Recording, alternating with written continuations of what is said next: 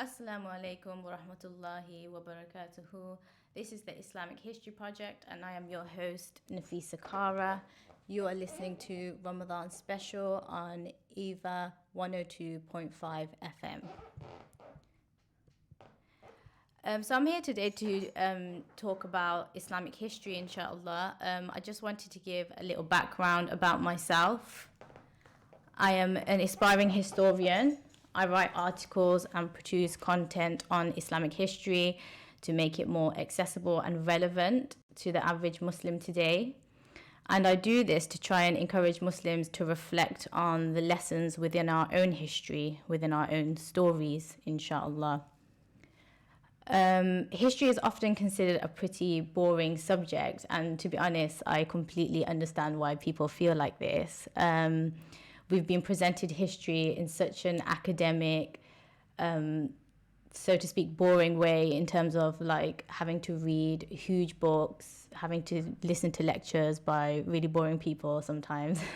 But I think it's such a fascinating subject, and there's so many interesting aspects of Islamic history that unfortunately as Muslims we're not taught.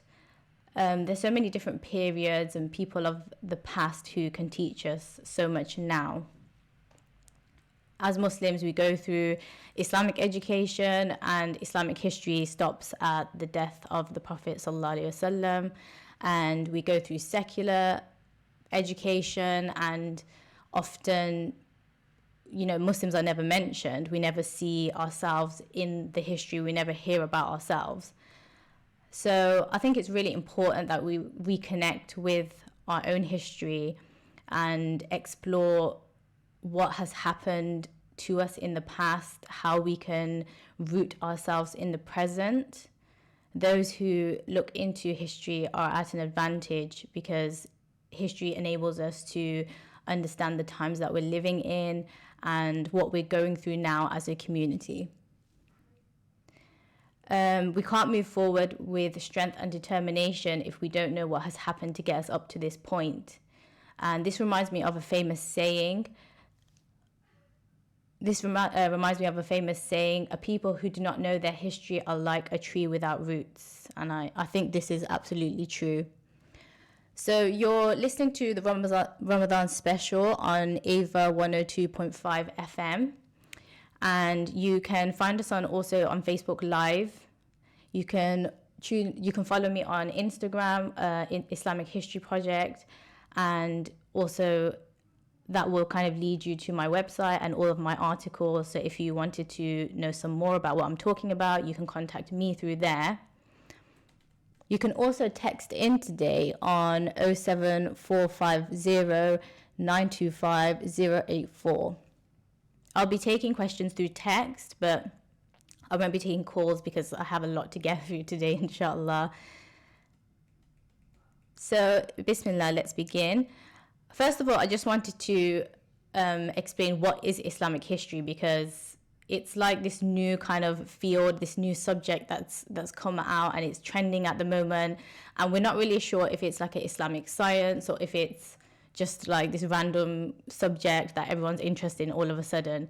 But Islamic history is a subject that is not taught. It's more a knowledge that is gathered from reading, from listening to lectures, from sitting with scholars. It's very different from the other sciences. You don't need Quran or Hadith to back up Islamic history. It's the history of events. And Ibn Khaldun is considered the first Muslim historian. He was the one who kind of established the field, and then a lot of emerging Muslim historians came after him. And his book, the Muqaddimah, is very famous, and people from all over the world, people today still view this book in such high regard. Although Islamic history is not a branch of Islamic study, it is still very important to us. It's still a very important subject that we need to start to look into and start to take more seriously, because history is fundamental to our own consciousness. Without history, we are in a vacuum and we won't have a clear vision of the future or even the present day that we're living in. So moving forward, I've decided to do this series on Ottoman history in particular. And one of the reasons why I've decided to focus on Ottoman history is because there is a huge interest in this aspect of Islamic history because of programs like Ertugrul, programs like The Magnificent Century. These are kind of series that are on Netflix and are trending at the moment. Everyone is, the world has been taken over by Ertugrul, subhanAllah, in terms of like everyone's watching it, everyone's talking about it. And we need to kind of like differentiate between what is real history and what actually happened, what's entertainment. So I thought it was really good if I kind of come in and I speak about that period so that I can connect people to the Ottoman era, and inshallah you can do your own research, you can ask me questions, and we can build our knowledge from this point, inshallah. So doing my research on the Ottoman period of Islamic history, like subhanAllah, it's just been so amazing, because when you start to actually do research into a period like the Ottoman Empire, you start to build a picture of what it was like for previous Muslims living in that time. And obviously shows like Ertugrul have kind of made us so interested in how was life then for these Alps, for these Turks, for the Ghazis, for all of the people who are living in this time. How was it for them? And the Ottomans achieved great things for the Muslim Ummah. We already know this. The empire expanded into 3 continents. At its height, 35 million people lived under the Ottoman banner. SubhanAllah, like they spread Islam to vast areas of Europe. They introduced millions of Muslims into the religion. They were fearless. They were unapologetic in their identity as Turks and Muslims. And with the help of Allah, nothing could stop them. And they actually became the superpower of their time. They were feared by the rest of the world, but they were also honored by the rest of the world for how superior and how mighty they became. So the Ottoman Empire was one of the mightiest and long-lasting dynasties in world history. The empire ruled large areas of the Middle East, Eastern Europe, and North Africa. The Sultan was given absolute religious and political authority over his people, and many historians regard the Ottoman Empire as a source of great regional stability and security. So because the empire lasted for so long and was spread over such a large area, it provided stability in the region because there weren't like all different governments coming up. It was just one sultan united under one banner, and the administration worked really well at the start. And because of this stability, they achieved so much in terms of the arts, the sciences, for Islam, in terms of scholarship, in terms of education. It became like a cultivating ground for like Islamic knowledge and for invention, for studying, and so much culture came out of that period for the world, which we still enjoy today. So altogether, in the Ottoman Empire, there were 36 sultans, and the empire lasted 622 years. And that was an uninterrupted rule. So there was no kind of like starts and stops. It was just 600 years of rule by the Ottomans. And yeah, so let's go on to how the Ottoman Empire began. So I am going to have a break soon, but I'll start on this topic. The Ottoman Empire started with none other but Ertugrul. So the show and the series that we're watching now is based on Uthman's father. Uthman was the first sultan of the Ottoman Empire, and his father, Ertugrul, was the man with the vision, the man with the plan. He was the one who basically decided that the Turks need to stop being nomads, and we need to start to create a state. We need to start creating power. And he did this very much based on an Islamic ethos. He Islamized the area totally in terms of inviting scholars to where he was, to his tribe, the Kai tribe. He he was very big on Islamic education, teaching everyone the sciences.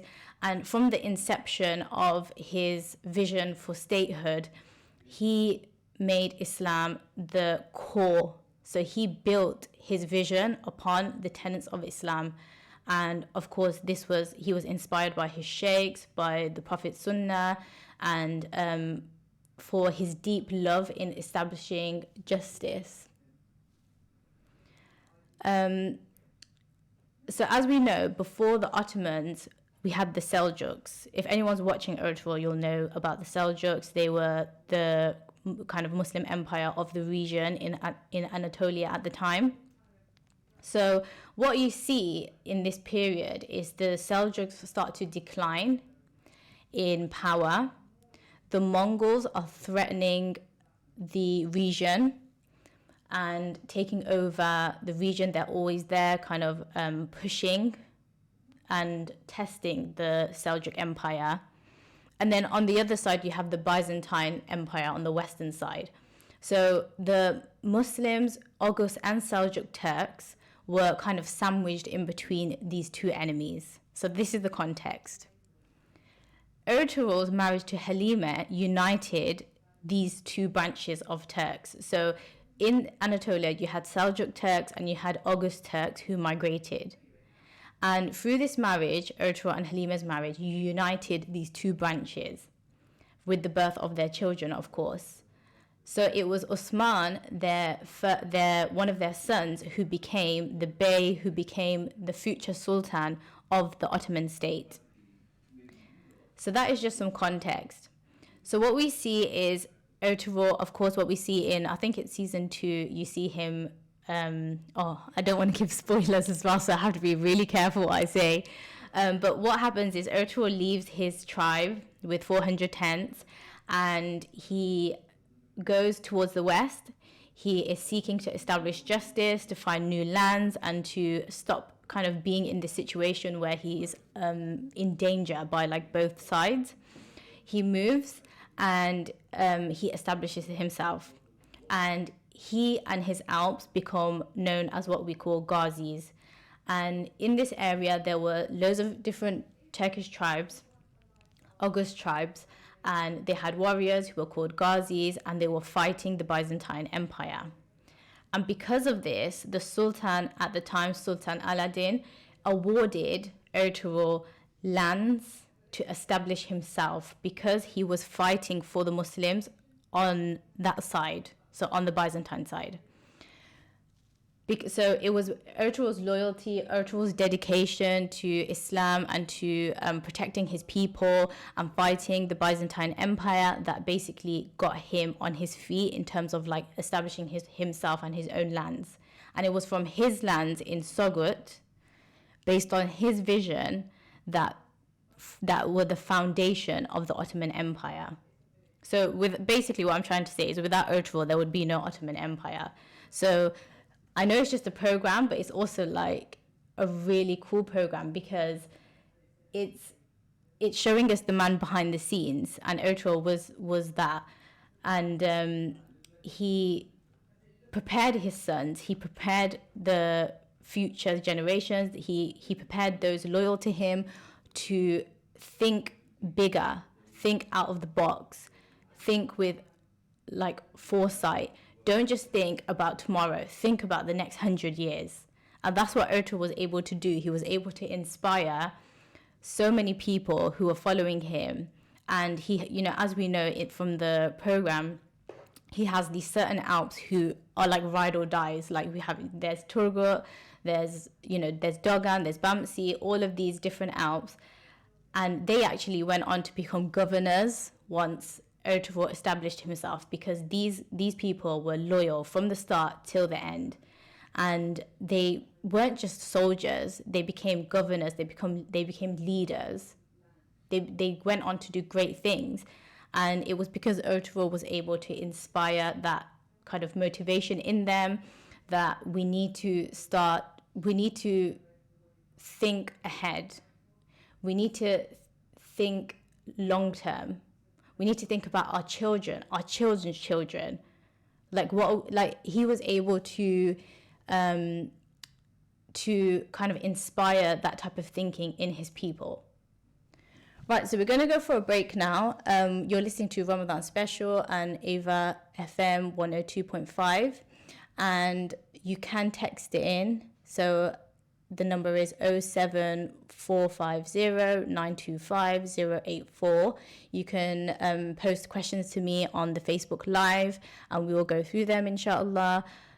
I will hear from you after the break. Assalamu alaikum.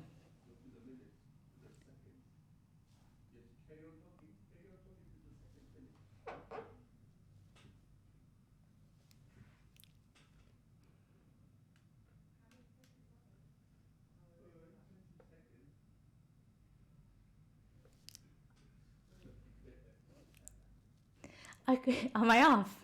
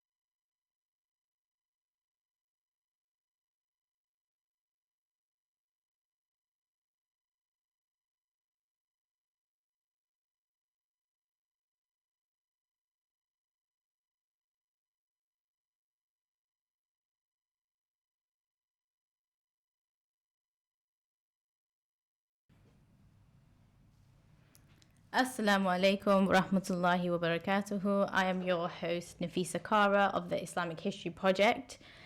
Before the break, we were speaking about Ertugrul in particular, and this is part of the Ottoman series.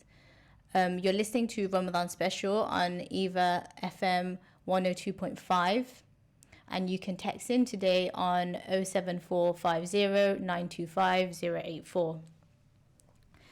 So like I said, we were talking about Ertugrul before we took a short break, and we were speaking about how he established himself, moving with 400 tents to west to establish lands and to implement justice and peace and prosperity in the new lands that he migrated to.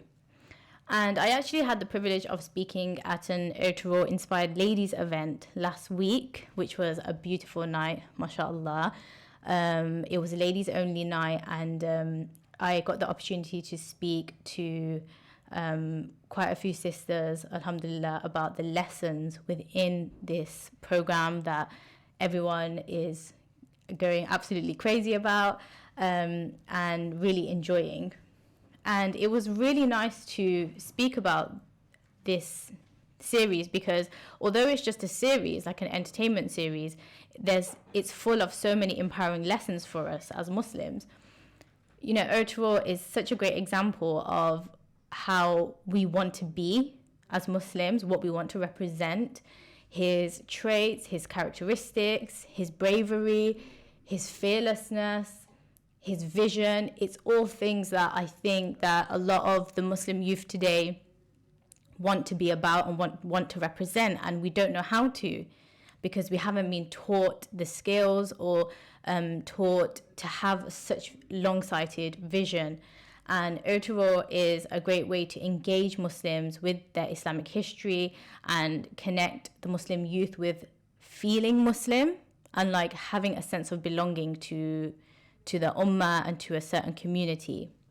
Although it's like a Turkish program, we identify it because we're Muslim as well, and it kind of empowers us and gives us that sense of belonging to the ummah.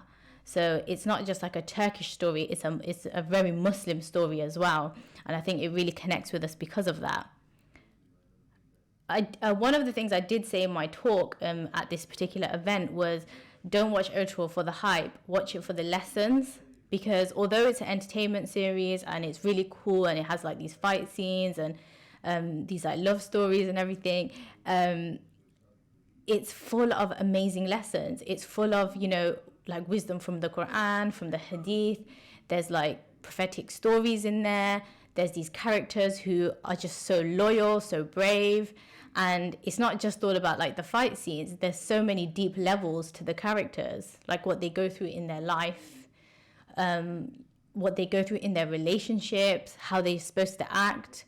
You know, some of them make mistakes. They have to kind of recover from that. It's kind of like life teaching and life stories. And I think we can really connect to that aspect of the program. And if you know, we're just going to watch it for an entertainment purpose, then we might as well be watching any other series on Netflix because, you know, it's not going to benefit us. But, you know, inshallah, if we watch with the right intentions, then we can really learn something from the characters, from the storyline, and also something about our history as well, which is always a great thing. So moving on, I wanted to talk about the first Sultan of the Ottoman Empire, Osman. And Osman was Ertugrul's son, and he became the first Sultan of the empire. His father Ertugrul prepared him extremely well for leadership. Osman was well studied in the Islamic sciences and customs of the time. He was an expert in military command, and he was actually the brightest of his brothers in intellect and mind. He would listen to the lectures of his father's comrades and scholars and learn a great deal from his father in terms of military strategy and battle. So when Osman became Bey, he became the Bey of an Anatolian principality. Before the break, we were speaking about how it wasn't a state, it wasn't an empire at this point. There were different principalities that were leaded by like different beys of Turkish tribes, and Osman becomes one of them beys. He takes over his father's position, and what we see is the Seljuk Empire declines, and the Mongols are still threatening Osman and his people, and he's still threatening these Turkish tribes, these Turkish principalities. And then Osman basically decides that I'm not having this anymore. I am declaring my own state, because at this point the Seljuk leaders, the Seljuk Sultan is off and eventually is killed.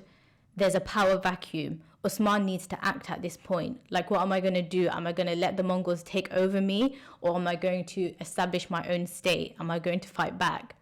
So Osman was very kind of brave in this instance. He had to make a decision of what he's going to do. He could have just got like swallowed up by the Byzantines or the Mongols, but instead he established his lands, and he established himself as like a different community, that we are Oghuz and Seljuk Turks, we are Ottomans, and we are going to stay here, and we are going to fight for our lands. And the state was actually called Devlet-i Osmani, which means the state of Osman.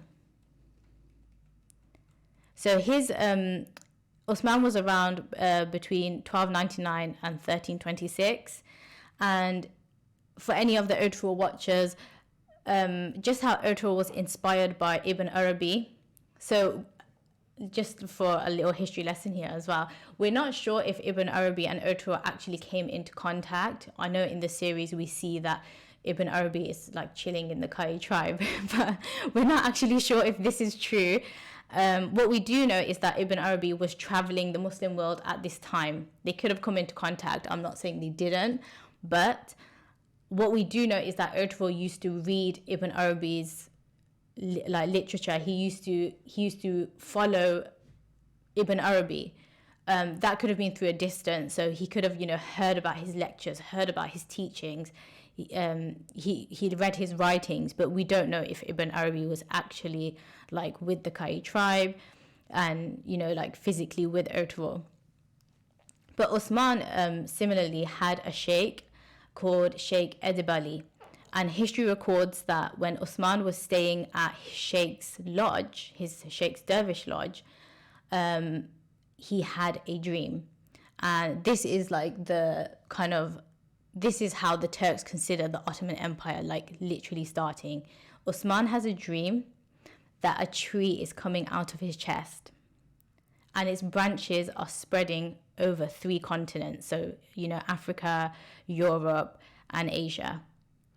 And some historians write that in this dream, Osman sees the Prophet Muhammad ﷺ, and he is basically inspired that you are going to have a great empire. He tells this dream to his sheikh, and his sheikh says, "Congratulations, Osman. Allah has bestowed upon you and your generation. The whole world will be under the protection of your children." So this is how it starts. Like in Ertugrul, we see so many times that Ertugrul has similar dreams to this. They're not historically proven, but this dream that Osman had, historians have recorded, and it has been passed through generations that this actually happened. And of course, if someone is saying they saw the Prophet Muhammad ﷺ in their dream, who are we to say that that didn't happen? This was a great empire, and these things actually happen. We should believe this as Muslims. So this dream was this was the dream that gave Osman the fight to establish himself and his own state. And he goes on to marry the sheikh's daughter, and then he obviously has children after this who become the future sultans of the Ottoman Empire. And with this certainty, with this motivation, with this guidance, Osman moves forward. He creates an independent state, and he stops paying tribute or taxes to the Mongol Empire. He decides that I'm going my own way now, and he expands his territory. Osman goes on to conquer Bursa, and he consolidates his power on Karakaçı Castle, which we see in Otaral, the program at the moment. And it gets to a point where he becomes so kind of he becomes such a leader that the khutbah is like read in his name in Bursa, in this particular castle. This castle also operated as a church, and it was one of the first examples where like a church was converted into a mosque, and the his tribe took over these areas. So the surrender of Bursa, because Osman and his Alps and his Ghazis basically laid siege to Bursa, the surrender of this particular town marked a turning point in the new state that Osman established. Bursa was a major commercial center which opened up the new state to the rest of the world. And it was from this point that the Ottomans became an important player in the decisions affecting the Middle East and Eastern Europe. It was this point where they became like a force. And Osman's very famous for his really wise words and beautiful advice that he would give to his children. So this is one of the statements that Osman is known to have said. He said to his son Orhan, "My son, I am dying. I die without regret because I leave such a successor as you. Be just, love goodness, and show mercy. Give equal protection to all your subjects and extend the law of the Prophet ﷺ. Such are the duties of princes upon the earth, and it is thus that they bring on them the blessings of heaven." What we can see from this is that just how Ertugrul had a vision, and it was based upon Islam and based upon his love of justice and the love of the Sunnah of the Prophet ﷺ. He really instilled this into his children, so that when Osman became Bey, when Osman became Sultan, he was able to carry on this vision in the same way. He was able to hold these Islamic values still. And I think that's such a great lesson for us to learn today, because we need to instill what our principles and morals into our children. We need to learn from these examples that we need to be a stepping stone for our children to establish themselves in this country, in their identity, and go on to do amazing things. Just how we have such a connection with Islam, we need to teach our children that connection. And that's what Ertugrul was very successful in doing, and that's what Osman was very successful in doing to his sons as well. And we see through this bloodline that, you know, all of the sultans spoke like this. There are statements from them saying that, you know, they are leaders, but they are completely dedicated to Islam. They want to give equal protection to everyone, regardless of religion and race, and they want to operate in the laws of Islam. So that's really inspiring. I think we can all take a lesson from that. And Uthman was known to be very just in his decisions and treatments of all people. All citizens, regardless of ethnicity or religion, were treated equally with respect to property and person. I'm going to take a short break now, but we will be back shortly, inshallah.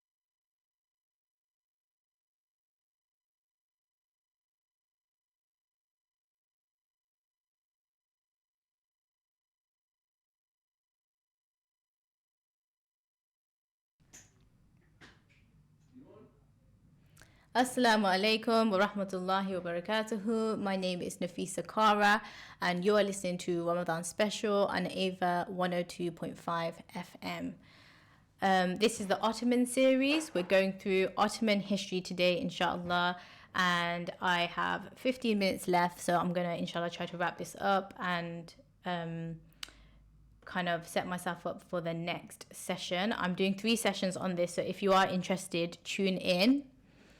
You can text in today on 07450 925 084. You can ask me questions on Facebook Live. Just type them away and I will get back to you on that.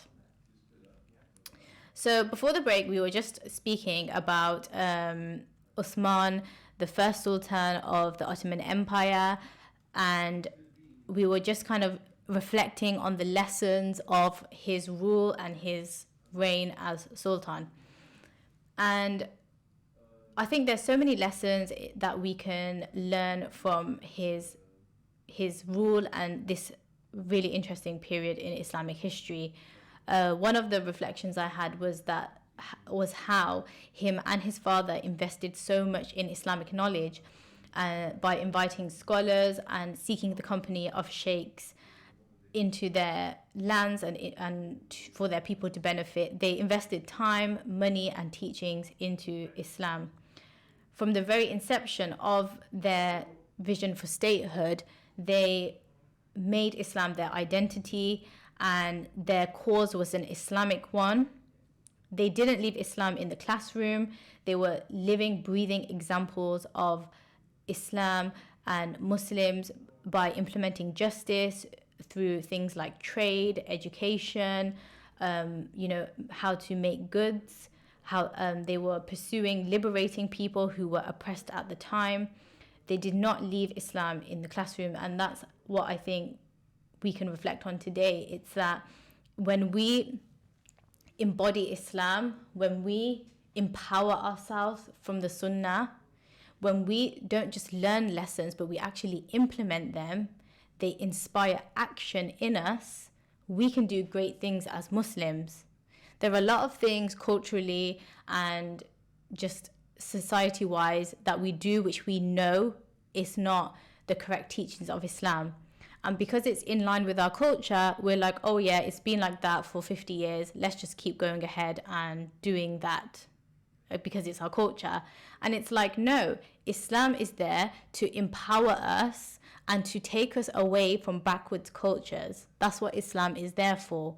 That's one of the, tools of Islam. Islam was a religion that came to people who were in the desert, mistreating women, killing their daughters, gambling, drinking, doing all sorts of things.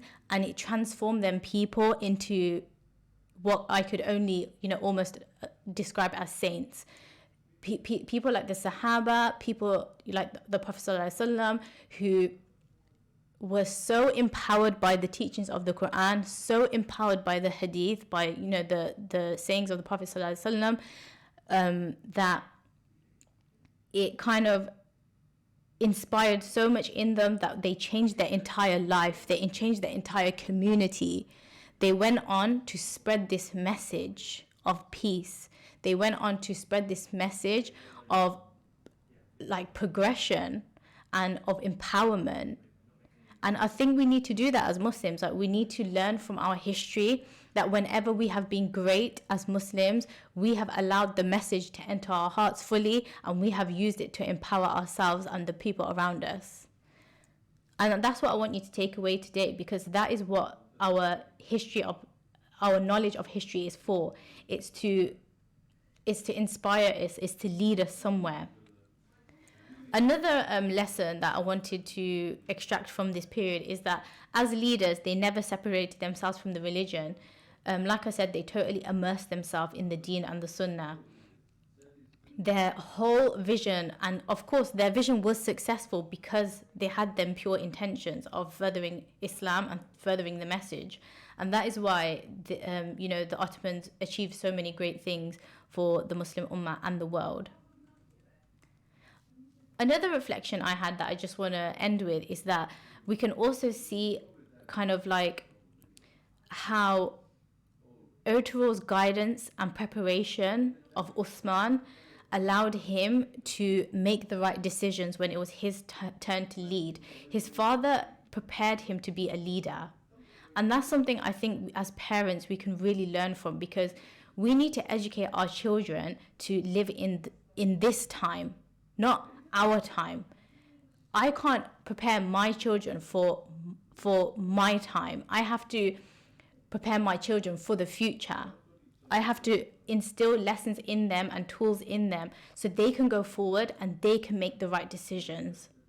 And that can be Islamic decisions, life decisions, like financial decisions, whatever it is. But it's like, we cannot just teach our children to go along blindsided, like just go along and not reflect and not have the skills to make good decisions for themselves. And that's exactly what Ertugrul was so successful in doing. That's what Osman did, that's what Orhan did, and all the sultans along the line. They equipped their children to lead. And I think that is something we really need to reflect on, and we really need to kind of like benefit from when we're watching these programs and we're looking into this history. It's like, what can we do for our children? How can we teach them to be future leaders? And another thing is that all of these sultans were very inspired by their ancestors. So history is important. We need to talk to our children about their ancestors and their roots. We need to root them firmly in their identity, because if we don't do that, then, you know, it's like they're like leaves kind of like flying in the wind. They don't know who they are and they don't know what they stand for.